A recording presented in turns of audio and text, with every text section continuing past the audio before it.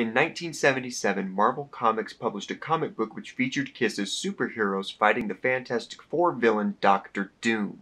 Kiss manager Bill Aucoin felt that it was necessary for the band to go even further in that direction with a film that was pitched as A Hard Day's Night meets Star Wars. They missed that mark by a lot. They teamed up with Hanna-Barbera, a studio known primarily for Saturday morning cartoons such as Scooby-Doo, to produce a TV movie for NBC. The script was written by Jan Michael Sherman and Don Boudet. The film was directed by Gordon Hessler. The story is about a mad scientist who vows to destroy an amusement park after he is fired, which leads me to the initial problem with the film. It's a movie about Kiss being superheroes. It's gonna be lame, it's gonna be goofy, I'm prepared for that. But the movie isn't really about them. It's about mad scientist Abner Devereaux, played by Anthony Zerbe, and the park's owner, Calvin Richards, played by Carmine Caridi. They essentially drive the story. Kiss just happens to be there. There is some anger from Devereaux in regards to Kiss, but they're not active protagonists, and neither is Calvin for that matter. After setting up Devereaux's initial motivation, he mostly stepped into the background. The only active protagonist is Melissa, played by Deborah Ryan. Melissa's boyfriend, Sam, works for Devereaux. He goes missing early on in the film, and she sets out to find him. She enlists the help of Kiss, who do honestly very little to actually find Sam. They mostly just hang out with Melissa, playing her songs or giving her exposition about their superpowers. By the way, Peter Criss made sure to remark in his autobiography that he didn't think Ryan was hot enough because he is a classless asshat.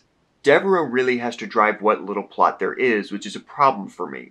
It takes forever for Kiss to actually show up in the damn movie, and once they do, they mostly sit around until the third act, which ultimately is just a bunch of cheesy fight scenes back to back. I will say that Zerbe is the best part of the movie. He's hamming it up just enough to be enjoyable. Devereaux is a fun B-movie villain. The same cannot be said for the rest of the cast. Caridi and Ryan are okay, but the members of Kiss are awful. No gratitude need be voiced. Your mind speaks to us. You're looking for someone, but it's not Kiss. The big mistake with making a Kiss movie is that no member of Kiss can act. They are all terrible. None of them even memorized lines. Someone would tell them their line off camera, and if they said it correctly, that was the take and they would move on. And they're not a fun bad. They're wooden and flat, which is bizarre given how animated they are on stage. Peter comes across the best, but that's because all of his lines were dubbed over by voice actor Michael Bell. Peter never showed up to do ADR, so they replaced him. We don't work with a second act, Devereaux. Besides, Armageddon is a lame group. Speaking of being replaced, there were times that Peter and Ace Frehley would just leave. The production was forced to use stand-ins in these sequences, and they are unbelievably obvious. Peter's double was a middle-aged man, and Ace's was his black stunt double. Let's talk about Devereaux's plan. He wants to destroy the park. So he creates these evil androids of Kiss. He then kidnaps Kiss and replaces them with the androids so that the androids can play the concert in Kiss's place. So the androids come out and they start playing the Kiss song Hotter Than Hell. But the lyrics are changed to a new song called Rip and Destroy. And then this will lead the crowd into a riot, and they will destroy the park, and Kiss will be blamed. But what I've never been able to figure out is if the new lyrics are supposed to be like hypnotizing the crowd, like compelling them to rip and destroy, since that's like the title, or if the audience is supposed to be just so mad that Paul is singing the wrong words that they're going to destroy an amusement park because of it. And there's evidence for both in the movie. Like when they first come out and they're singing the wrong words, the crowd is getting like mad and they're being like, "What are you doing? This sucks, boo." But then by the end, everybody's chanting Rip and Destroy. So I don't know exactly what's supposed to be happening. Regardless, Kiss shows up and fights their evil duplicates, which must be super confusing for the audience. It's also a nightmare of a scene because it's impossible to tell which one is which.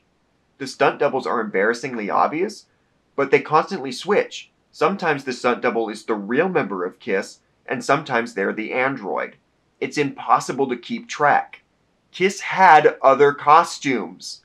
The robot duplicates should have been in the Destroyer outfits or something. That would have helped. I don't know who's fighting who. There are two different cuts of the movie. There's the original version that was broadcast on NBC, but the film was also released theatrically overseas with the title Kiss in Attack of the Phantoms.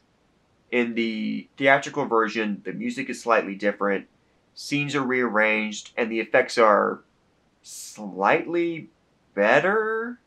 The NBC version features mostly cartoon music, while the theatrical cut replaces that with music from the solo albums, which I'll be covering soon. The presentation of the theatrical version is better, especially because of the music, but the editing is worse.